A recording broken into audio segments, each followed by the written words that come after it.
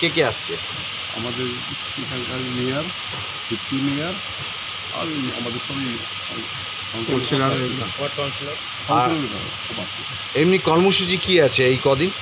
আমাদের এখানে 5 দিন পুজো হবে, সাংস্কৃতিক প্রোগ্রাম হবে, চা বিতরণ করব, জল বিতরণ করব, আর 11 তারিখে মহাভান্ডারা আছে, আর আমাদের সাংস্কৃতিক প্রোগ্রাম হবে, এগুলোই।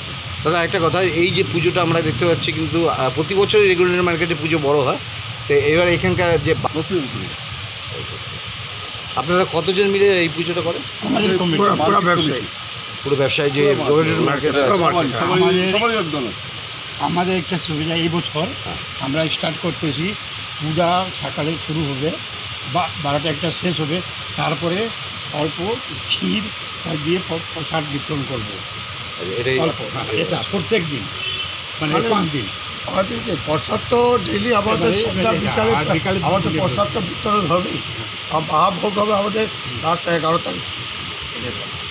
এবার একটা কথা জিজ্ঞেস করবো, হ্যাঁ, সেটা হচ্ছে যে এই যে গণেশ পুজোর থেকে কিন্তু সব পুজো শুরু হয়, বিশ্বকর্মা পুজো, দুর্গা পুজো, কালী পুজো সবই শুরু হয়।